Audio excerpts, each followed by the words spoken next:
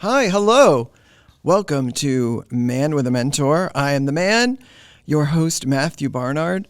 And you may be wondering what a show called Man with a Mentor is about. And let me tell you, it's basically all the little steps and things that we go through to develop the career that we have as adults, if we ever become adults, right?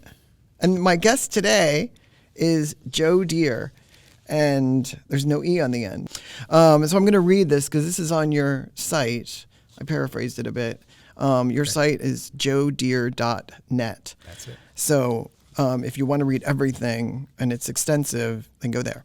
But I'm going to say Joe Deere is an award-winning director and choreographer of over 200 productions from Off-Broadway to London, regional, summer stock, and university stages. He is former chair and artistic director of the Department of Theater, Dance, and Motion Pictures at Wright State University in Dayton, Ohio. His students populate Broadway, national tours, regional, and international stages.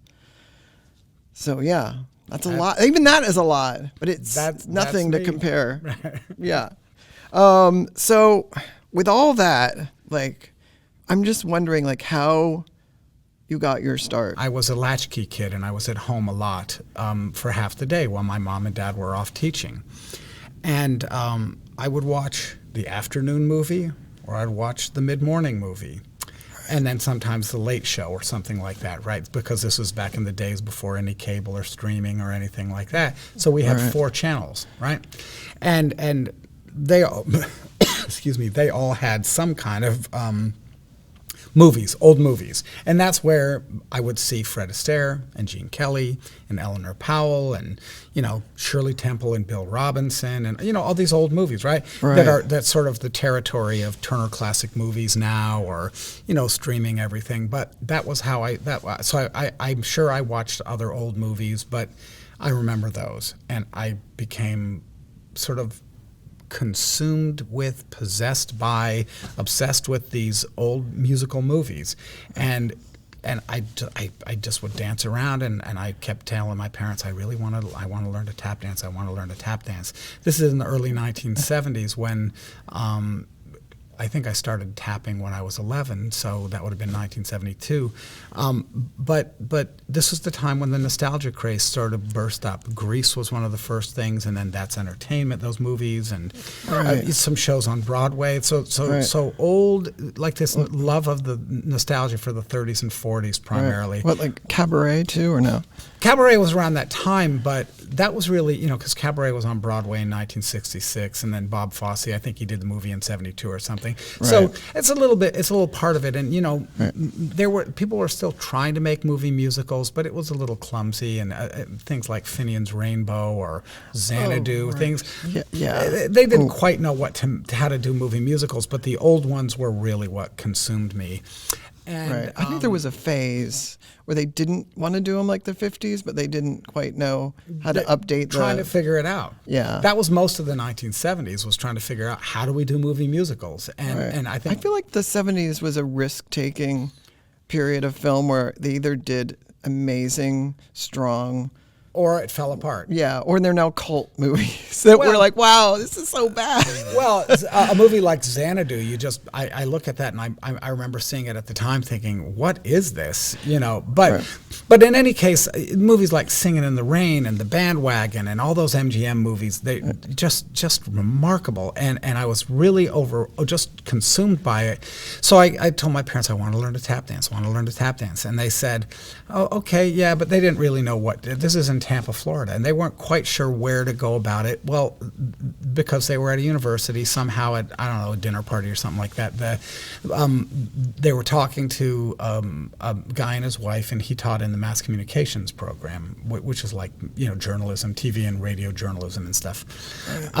And his wife said, oh, I can teach him to tap dance. And they said, really? Her name was Mars Sanderson.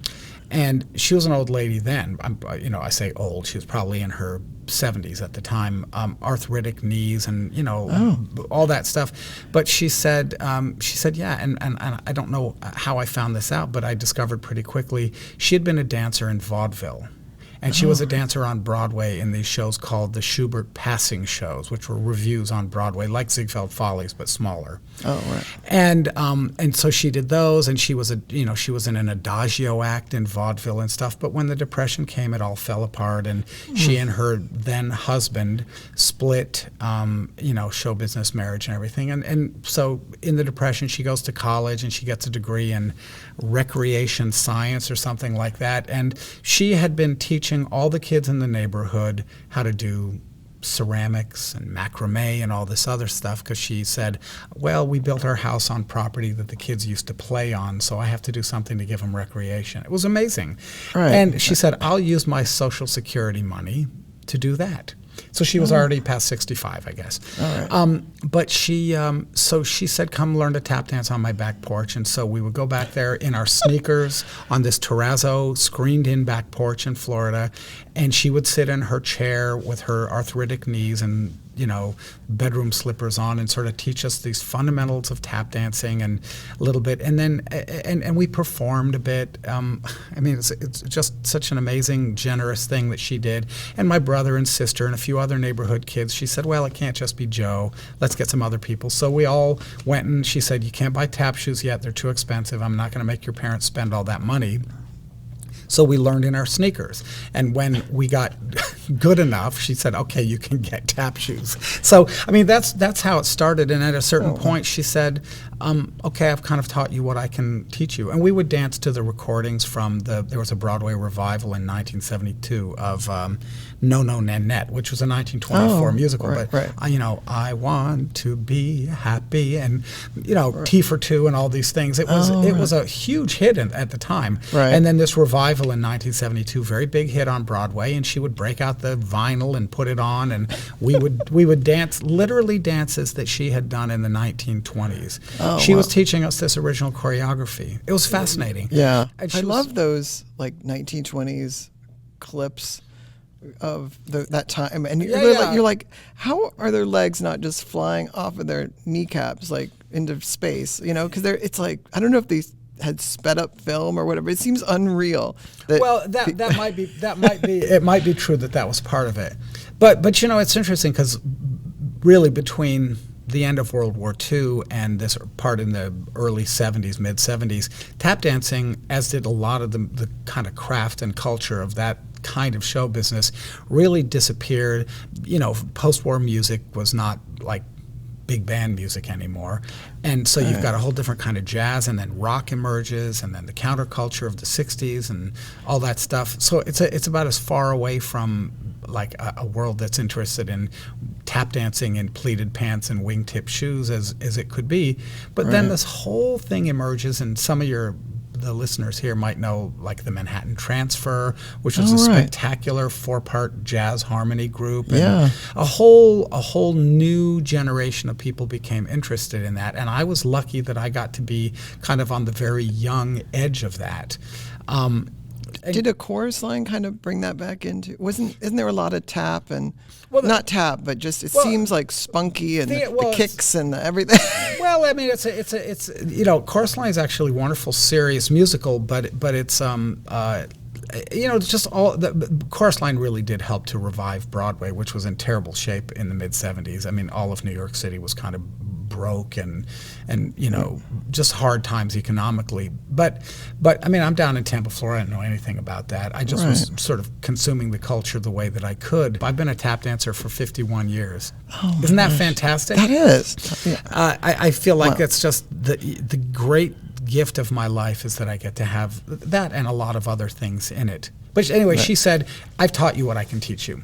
You need to go to somebody else. And she connected me with a guy and his wife, a guy called Bobby Carl, who had been a dancer on Broadway in the 50s and 60s. And, we will know him as one of the dancers, one of the chimney sweeps in Mary Poppins. And he was in the movie of The Music Man and in Jailhouse Rock with Elvis Presley and Bye Bye Birdie and a lot of movies.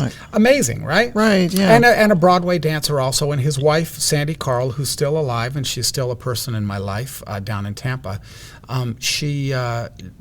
They became my next teachers, and these people I'm talking about are mentors, right? Right. They're people who saw that I had a passion for this and interest in it, and opened doors, you know. So Right. I started studying with the Carls, and it began with tap, but then I started jazz and then ballet. And Mrs. Sanderson said, "Okay, so I'm not teaching you anymore, but come over to my house before school. So if you have school at noon, come over in the morning." And myself and my buddy, who was also in this little ad hoc tap performance group, we would, she said, "Come over and practice. Show me what you've learned this week." And I said, "Oh, okay." So I went over.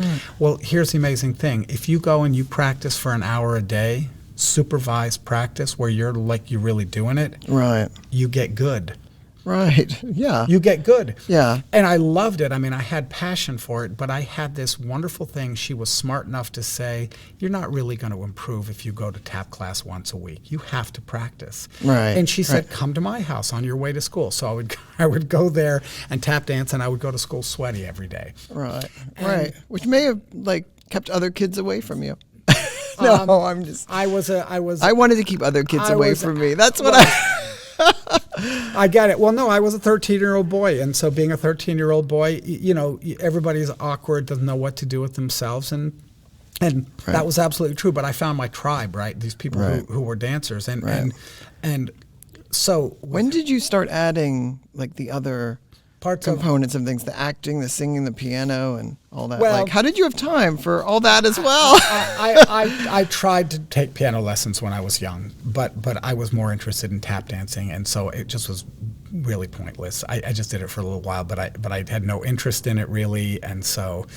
But for musical theater, you obviously have to know how a tune goes and read Yeah. music and all that. So that was the beneficial part of that, I assume.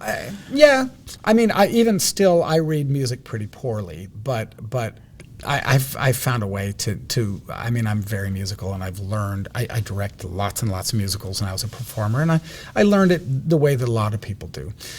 So I started taking all those dance classes, and at some point in my mind, even if it's not a thing where you consciously say, "Oh, I get it. I'm acting while I'm dancing." I was always in, those movie musicals. It's not like going to a ballet and seeing somebody do Balanchine or something where it's abstract movement and just beautiful form. When you see Fred Astaire in a movie like The Bandwagon, it's always a character. Or Gene Kelly in Singin' in the Rain with Sid Charisse, or Donald O'Connor and Debbie Reynolds. Right.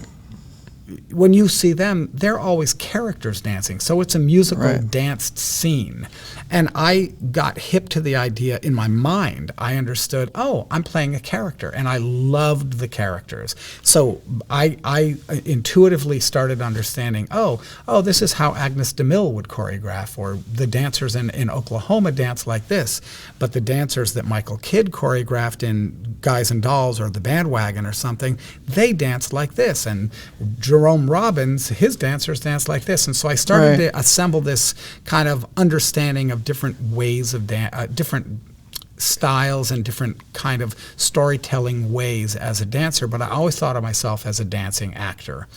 But in Right. high school, I did drama, the drama club and all the thespian club, and then I also did community theater with my brother and sister, and so I just all the ways that a kid becomes involved. I partook of that, and that was where people, they looked at me and they said, "Here's this young guy, and he's passionate about it, and he has a commitment to it," and it was really a consuming passion, right? And Right. this is what you hope for every kid. Right. Now, let's go down another rabbit hole. Yeah, sure. I'm because sorry, I can no, talk. because no matter how much passion you have or how good you think you are, you realize there might be 10 other kids just in Tampa who might be as good as you, and then there's 8,000 other cities, and then if you get to New York, you realize you're standing in line with 800 other people for a casting hall, and they're all amazing. You start to realize, did you think you were great enough to make it, or were you like, I'm good, maybe I should do this as a hobby, do some theater when I can, go to college and get my management degree, or finance, or pre-law, or whatever, or were there people? I had parents who believed in me. Oh, awesome. And they weren't staged. They were not stage parents, right? Who were like somehow I was fulfilling their ambitions. But my mom and dad, my dad would always just say, okay, if you're going to do this, and it was clear that I really wanted to. He said, if you're going to do this, you just have to be the best. And I thought, well, okay, that makes sense, right? And what he meant was you have to be good enough to be competitive.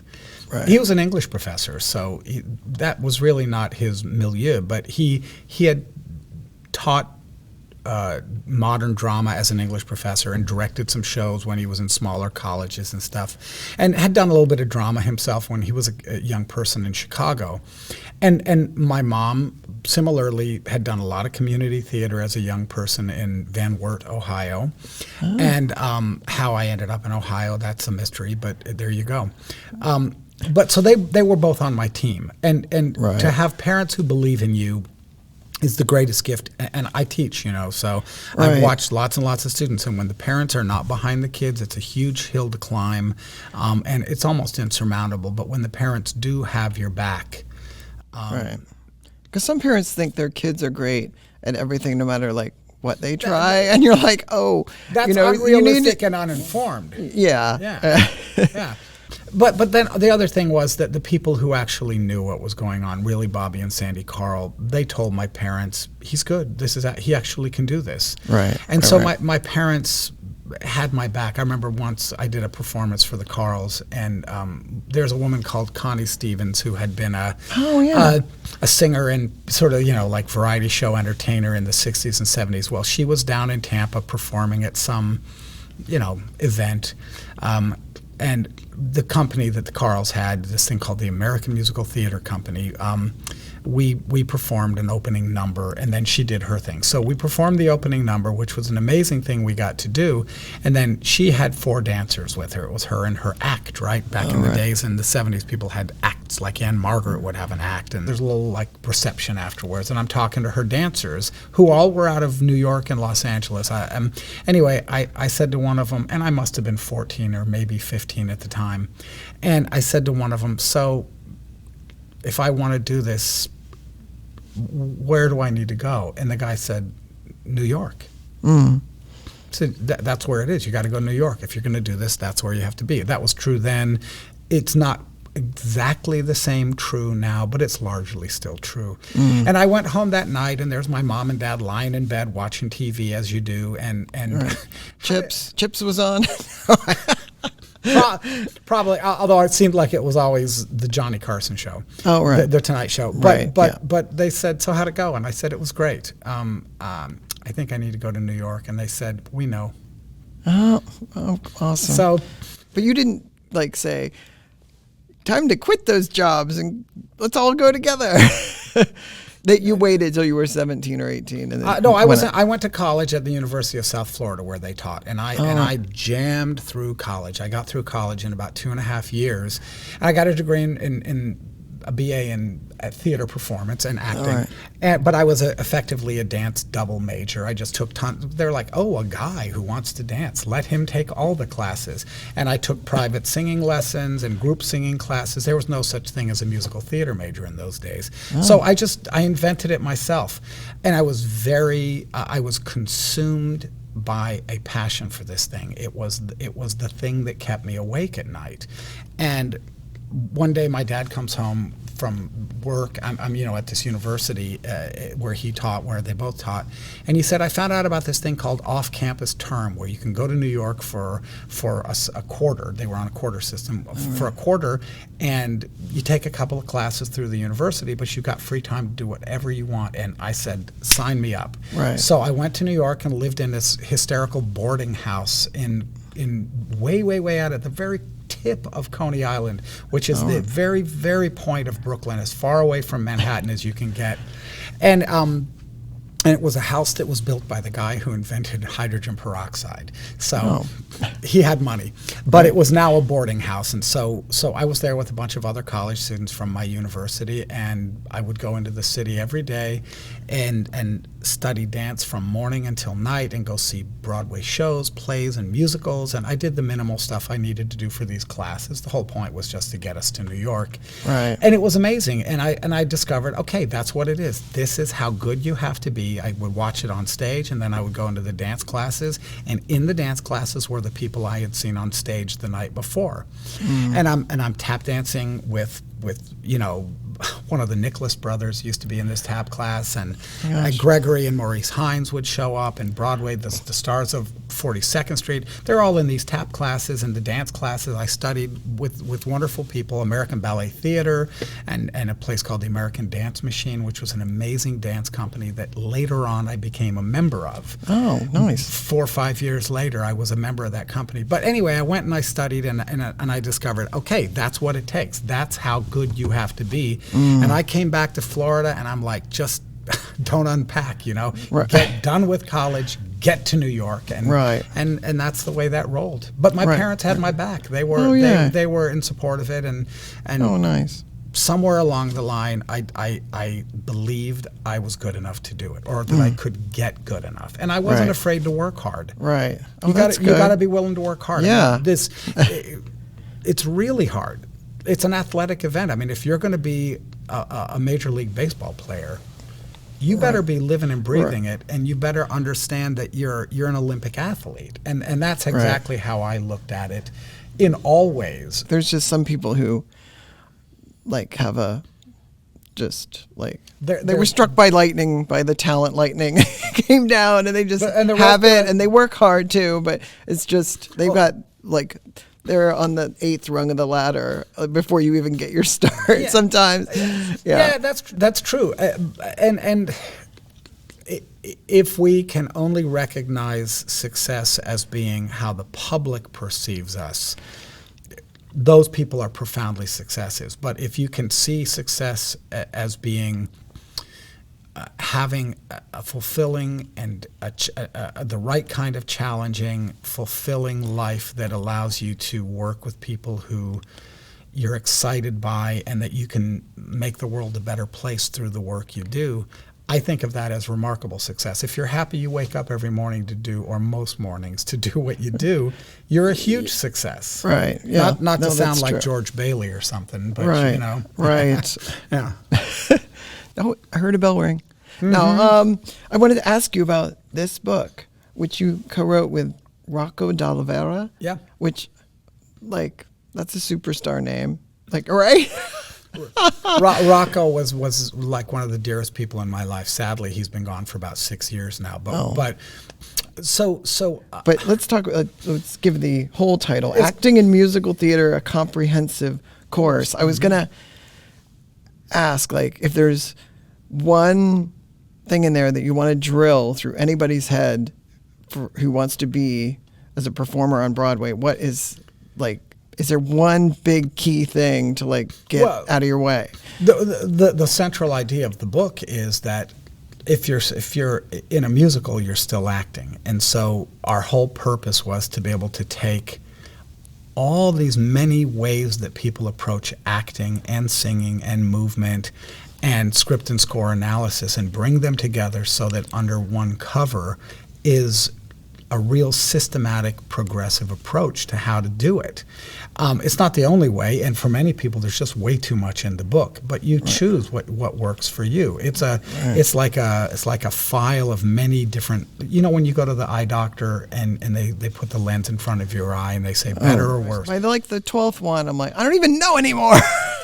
Exactly, but you can see now, so somehow it worked. Right. Well, that's the book has a lot of those different lenses to look through material at. And when I started teaching in musical theater, so do you sometimes see people that get tripped up on something that is a common thread in that field? And what would that be, and how do people not do that? There's a lot of them.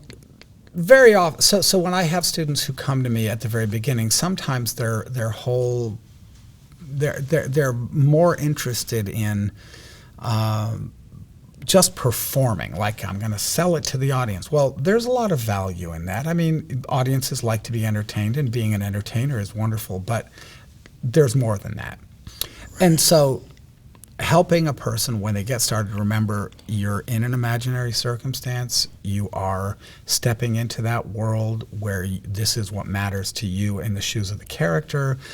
Just orienting them into the idea of what fundamental acting is, which is pretending to be somebody else and living through the experience of that somebody else. I mean, it's you in the imaginary circumstances, but, you know, Lin-Manuel Miranda was not actually Alexander Hamilton, right? He was pretending to be Alexander Hamilton. And he wasn't? You know, Leslie Odom was pretending to be Aaron Burr. So, right. You know, yeah, it's acting. And I love that he doesn't he cast like women as men and sometimes like all sorts of like casting decisions that have it's all across nothing on race. It's like whoever's.